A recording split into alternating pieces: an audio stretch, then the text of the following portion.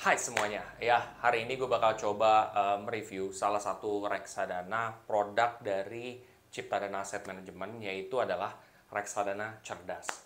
Nah, reksadana cerdas ini apakah benar-benar cerdas?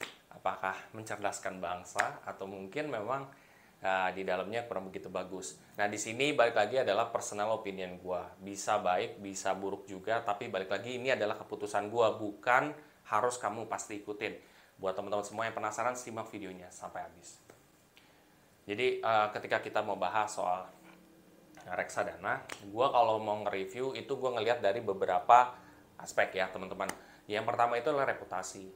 Reputasi seperti yang mungkin teman-teman udah sering dengar dari video gue, itu adalah aspek yang paling penting. Karena mungkin dia AUM-nya kecil, tapi karena mungkin dia reputasinya dari pengelolaan kinerjanya dia bagus pada reksadana, dia cukup stabil, terus juga namanya dia sudah cukup besar, jadinya itu membuat ini reputasinya bagus. Nah, kalau Ciptadana sendiri di sini udah cukup bagus nih sebenarnya secara reputasi. Tapi kalau mau yang dibilang dia udah besar banget, belum, masih bisa diimprove lagi. Itu menurut pendapat gue juga. Itu yang pertama. Kedua, gue ngelihat dari segi AUM. AUM itu adalah dana kelolaan pada reksadana. Dana kelolaan pada reksadana tuh crucial banget untuk kita lihat. Karena dengan kita mengetahui dana kelolaannya dia besar, berarti tingkat kepercayaan investor terhadap reksadana ini ataupun manajer investasi ini besar. Karena kalau misalkan dia nggak percaya, dia nggak akan invest secara nominalnya besar.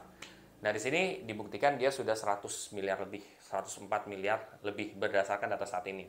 Berarti kan di sini tingkat kepercayaan investor cukup besar karena dia udah lebih dari 100 miliar walaupun beda tipis.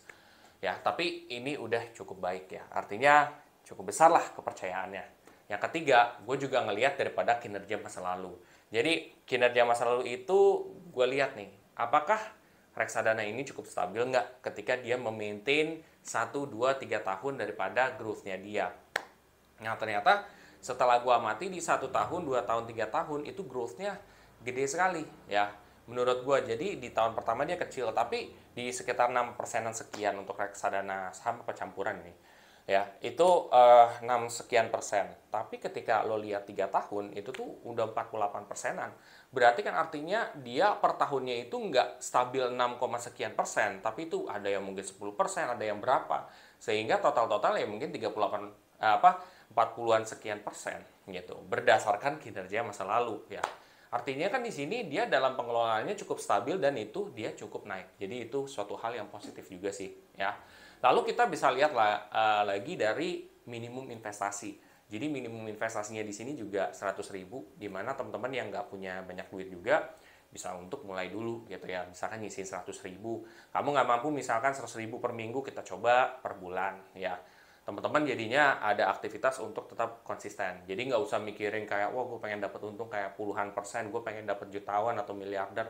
Nanti dulu, semua itu balik lagi proses. Lihat aja, Lokehong aja kan dia proses kan, dari proses hidupnya sampai dari dimana sampai dia udah tahapnya besar, dia hasilnya juga gede. Kayak gitu. Jadi sabar aja, semua ada tahapnya. Lalu kita lihat lagi daripada Bank Kastedian. Bank Kastediannya di sini sebenarnya cukup bagus juga ya. Kalian bisa lihat juga Bank Kastedian di sini ya udah cukup terkenal gitu. Jadi kalau Bank Kastedian ini kalau misalkan beda dengan bank kamu ya, dia bakal kena fee transfer sekitar 2,5 atau 6,5. Jadi sih diharapkan lo bisa sama nih Bank Kastediannya atau bank penampungnya.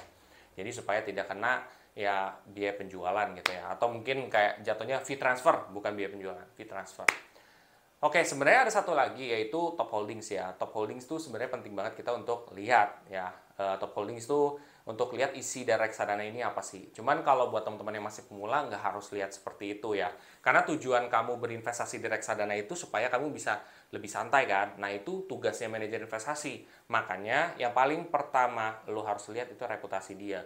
Kalau reputasi dia udah cukup baik, terus juga AUM-nya dia juga cukup bagus, ya udah tetap aja lo invest di situ gitu. Kalau misalkan saham lain lagi. Tapi ada juga cara yang lebih ribet lagi untuk menganalisa.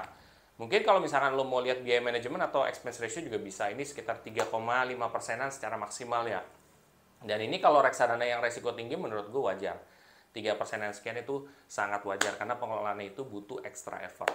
Nah, oke teman-teman semua. Jadi kesimpulannya untuk berdasarkan data hari ini, ya menurut gua reksadana cerdas ini ya memang benar-benar cerdas ya. Mau dibilang yang dia bagus banget belum ya. Dia masih bisa ditingkatin lagi. Tapi balik lagi ini udah cukup baik ya, cukup baik ya menurut gua punya potensi juga ke depannya. Tapi kan balik lagi, lo harus lihat secara per kuartal ya. Jadi lo cek secara per kuartal apakah memang ini ada masalah atau apa. Kalau misalkan dia bagus-bagus saja, AUM-nya dia tetap stabil, bahkan dia naik ke atas, nah berarti itu indikasi reksadana yang bagus. Mudah-mudahan ini mencerahkan juga. Buat teman-teman yang setelah ini merasa informasi ini sangat bagus untuk kamu share ke teman kamu coba share aja ya di sosial media kamu, Facebook, Instagram, WhatsApp, dan lain sebagainya. Dan apabila kamu sekarang tertarik untuk mulai berinvestasi reksadana di produk ya, misalkan Ciptadana, kamu bisa pakai kode referral gue yang ada di kolom deskripsi di bawah ini. Sampai jumpa.